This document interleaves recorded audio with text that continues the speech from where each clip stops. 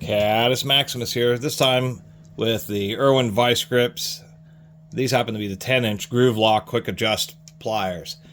So, basically, trying to figure out how to really start off. There's so many different versions of pliers, but they all really started off with the traditional channel locks. They were like the first and actually not the first, but they were the first big manufacturer of just simple adjustable pliers.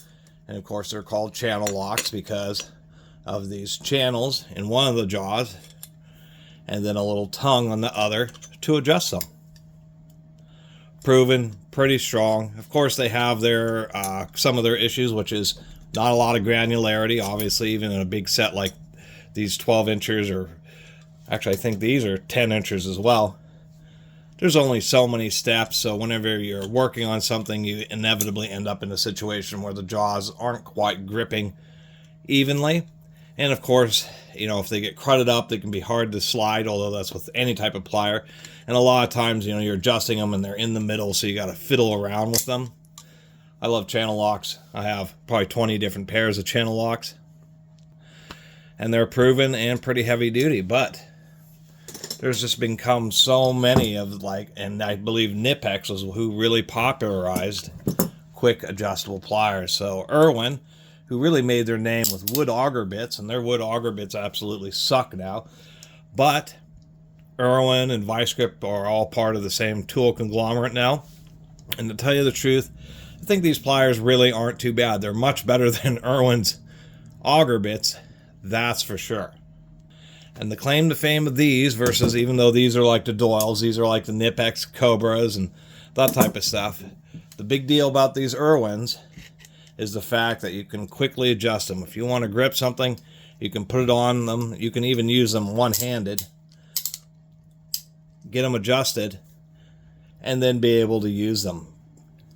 Really, actually, pretty handy design. And since we have all these steps, you get more granularity, so the straight jaws many times will end up being in just the right position. I also do approve of these over grips because they are soft. They're double injected, a soft over mold over a harder plastic, and that harder plastic is pushed onto the handles, so they actually hold up a little bit better and do have a comfortable grip. Now, talking about the overall design, the Knipex design is, or the ones they popularized, are like this. This little thing, button, has some teeth in it. Of course, it just has a little integrated spring, so when you adjust it, you get it to the right position. And it locks in. It's pretty strong, it's pretty secure, teeth on both sides. But of course, it's not quite as fast and easy to adjust. But it does have the added benefit of the fact that if there's crud in the teeth, since the lock pawls are kind of pushing, if there is crud, when you adjust it, it kind of pushes the crud out and works its way out of the lock button. As well as, of course, the teeth being internal here, so they're a little bit better protected. And those are the things I would really worry about on these, is simply the fact that for them to make a ratchet mechanism, they could have made a ratchet mechanism with internal teeth, but it would have been a bunch of small parts and not been as strong as just having a heavy-duty pin with just some pawls that press into the side. So it was a design, you know, it was the lesser of two evils to make a pretty strong hinge pin design. So when you adjust it, these teeth, as you can see, are angled and they're ratcheting, so it can be easily adjusted. And so due to the nature of that, it really was a lot easier and simpler and more robust to have teeth on the outside, which of course means that crud can build up in the teeth and you can potentially run into slippage, so periodically clean the teeth with a wire brush. Of course, the second issue is the teeth are exposed, and with something like pliers, they're thrown around, they're beating around in toolboxes, so you can end up with some dings, so you'll also end up potentially in some situations where the teeth can also slip. But despite those couple of issues, the convenience of these pliers, and the fact that like these 10-inch ones I've seen for like 15 bucks, they have an 8 and 10-inch set for like 30 bucks. I think they're okay. I mean, they are of course forged. And a set of pliers like these Doyles made the Knipex, they cut a slot and then they have to heat it up, expand it so they can slide this handle through the slot, so you end up with this kind of long, thin webbed area. It's a bit stronger on this one. What they decide to do here is the fact that the handle is narrow, so they don't have to actually, it's a box joint, but they don't have to expand that. They just made this handle thin enough to where they can slide it through. So they forged both jaw halves, and then we can, kind of hard to see, but probably easier to see if it's hard to see, but you can see that this edge here has a, or this flat inside there has a curvature to it. So they just used a round cutter to broach this. Actually, not broach it, they just ran a round cutter, made the slide the handle in, and then install the lock, and we can see that they filled it in with a little bit of epoxy and then just swaged it together.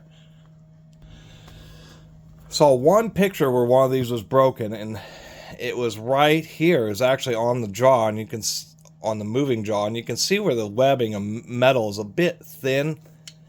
And I suspect that just depending on variances in forging, I mean, they certainly test these things, but sometimes that may have ended up where this got slotted a little too far forward and made the metal really thin. But overall, people seem to have pretty good luck with these.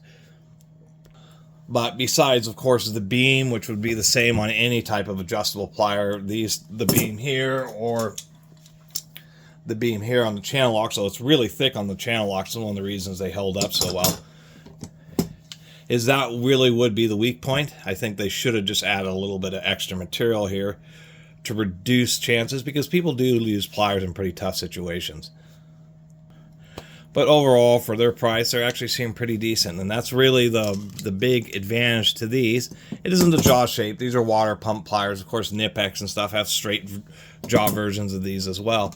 It's just simply the fact that it's just a little bit of a different take on the design, to where you do take a few sacrifices, but in many situations, I mean, these things, you know, if you're holding something, you can press the button, loosen the pliers up, get them against whatever you're trying to adjust, and then be able to actually use them. Well, it's a little funky here. You can even press on top. Be able to use these one-handed.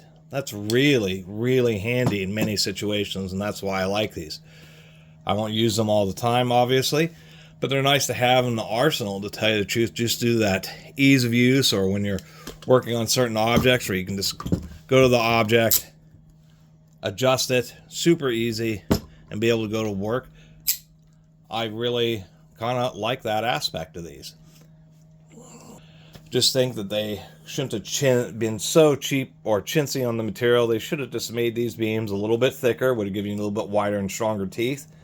And the fact that they should have added a little bit more material in the moving jaw. Of course, it passed many testing situations, but due to the variances in manufacturing and the fact that they're cutting this so close anyway,